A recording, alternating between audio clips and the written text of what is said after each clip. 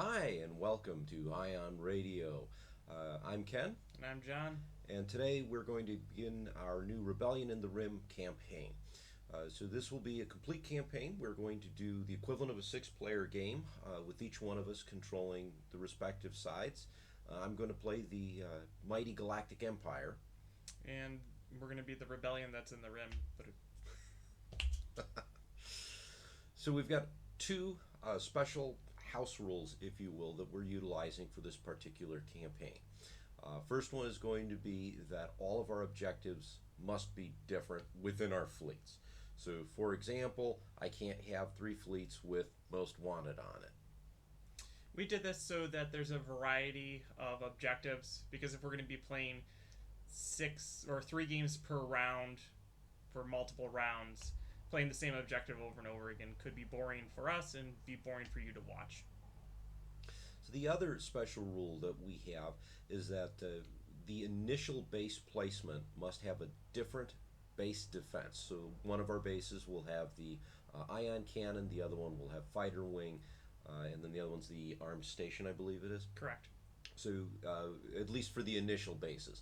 After we've done that, as we build new bases through the campaign, we'll go ahead and change that. So, what we're going to do now is we're going to take a moment, we're going to go through our initial fleets. So, you'll get to see what our starting 200-point fleets are. We'll talk about the commander that we have, that particular commander's abilities, and then once we've completed that, we'll get back and show you where we put our first bases. For initial fleet building, there are no unique upgrades on ships, and only one upgrade per ship. So let's go take a look at the fleets. Here's the first Rebel fleet. I've gone ahead and named each of my commanders for my different fleets from the Star Wars Expanded Universe. This fleet is commanded by Talon Card. He is a character from the Thrawn original series. Him being a pirate in the series, I decided to model his fleet after kind of like a pirate fleet. So I gave him first the Independent Raider, which means that I do not get a low fuel condition card when declaring assault in a location that does not have a base. He is on a CR-90A with turbo laser reroute circuits. I have additionally two more CR-90As with turbo laser circuits, a transport with slicer tools, and an additional transport with CommsNet. My objectives for this fleet are Most Wanted, Capture the VIP, and Dangerous Territory.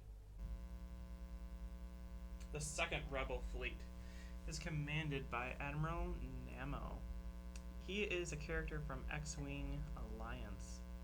His ability is Ambush Gunner. While attacking, if he's at distance 1 or 2 of an obstacle or a friendly ship, your attacks cannot be obstructed. He is on an MC-80 Assault Carrier, and our starting upgrade is Electronic Countermeasures. I went with this because I figured keeping it alive would be more important than getting something like leading shots, but we'll see how that plays out in our first game. Our second ship is a GR-75 transport with CommsNet to feed my big ship tokens. And then I have 4 fighters. I have 2 YT-24s, 1 VCX-100, and a Hawk. My objectives for this fleet are Advanced Gunnery, Abandoned Mining Facility, and Salvage Run. Here is the last Rebel fleet. This fleet is commanded by Saf Mellower. He is a character from the Aftermath series. In the Aftermath series, he proposes to Mon Mothma to send Gold Squadron after a disappearance to investigate it. So I gave him Master Coordinator 1. It allows his ship to start with a squadron token, and when he resolves squadron command, if I spend a token, I can activate an additional squadron. This fleet consists of 2 Pelta Command with fighter coordination teams. I have 2 X-Wings, 2 B-Wings, and 2 Y-Wings. My objectives for this fleet are Precision Strike, Fighter Ambush, and Superior Positions. Kind of the standard fighter objectives. First Imperial Fleet. Got 3 ships and a number of squadrons. Flagship is an Architon's command cruiser, The captain's name is Captain Titus Clev. All of my sources are from Expanded Universe, but I'm going to let you guys figure out where they're from. Skill here is the Infiltrator ability, so I'm going to be able to move the Architans after deployment. I do have enhanced armament on it. Second ship, Raider 2, with the high capacity ion turbines. And then I have a naked Gazanti assault cruiser. 4 squadrons. We've got 1 TIE Defender, 2 TIE Interceptors, and 1 TIE Bomber. My objectives: salvage run, fleet and being, and precision strike. Second Imperial Fleet. This one is commanded by Commodore Zuggs. He is a master engineer, so I get engineering tokens after my fleets are deployed.